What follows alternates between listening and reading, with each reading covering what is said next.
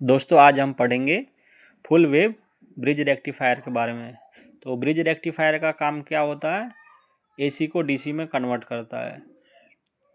अब हम इसमें 240/12 का ट्रांसफार्मर ले लिया हमने, और इसमें हमने 4 डायोड हम इसमें लगाएंगे, D1 D2 D3 और D4। अब इसी के द्वारा हमें एसी से ये डीसी में कन्वर्ट करेगा, इसी सर्किट के माध्यम से। तो ये काम कैसे करता है, तो हमने जब एसी अल्टरनेटिंग करंट में दो टाइप्स के वो होते हैं साइकिल, पॉजिटिव हाफ साइकिल और नेगेटिव हाफ साइकिल। तो पॉजिटिव हाफ साइकिल जब इसमें आएगा तो D1 और D3 फॉरवर्ड बाइस में हो जाएगा, और D2 और D4 रिवर्स बाइस में हो जाएगा। तो हमें D1 और D3 से हमें DC मिलेगा, और D2 और D4 से पॉजिटिव हाफ साइकिल में हमें नहीं मिलेगा। फिर अब इसमें हमारा जब निगेटिव हाफ साइकिल यूज होएगा तो हमारा D1 और D3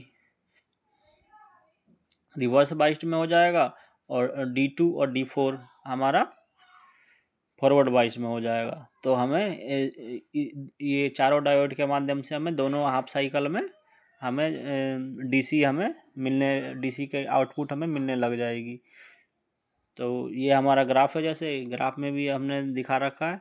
जैसे हमारा पॉजिटिव हाफ साइकिल में D1 D3 है, और D2 और D4 रिवर्स बाइस में है, और D1 और D3 फॉरवर्ड बाइस में है।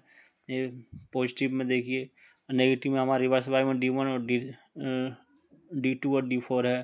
फिर हमारा पॉजिटिव हाफ साइकिल में D1 D3 फॉरवर्ड बाइस हो गया। फिर हमारा निगेटिव साइकिल में D2 और D4 रिवर्स बाइस्ड में हो गया, निगेटिव है। तो ऐसे ही हमारा दोनों साइकिल के द्वारा हमें परमानेंट डीसी मिलती रहेगी। तो अब हमें यहाँ से हमें डीसी हमें मिल गई। फिर हमने इसमें एक ये कैपेसिटर इसलिए लगा दिया, जो हमारा रेक्टिफिकेशन हो के आता है तो थोड़े बहुत एसी के कंटेंट रह जाते हैं, तो फिर उसको प्योर एसी के जितने भी पार्टिकल्स होते हैं वो एब्जर्व कर लेता है, और फिर हमें ये प्योर डीसी हमें यहाँ प्रोवाइड करता है। इसलिए हम इसमें कैपेसिटर का यूज़ कर लेते हैं। फिर हमारा लोड में हमें 12 वोल्ट मिल जाता है। Thank you for watching.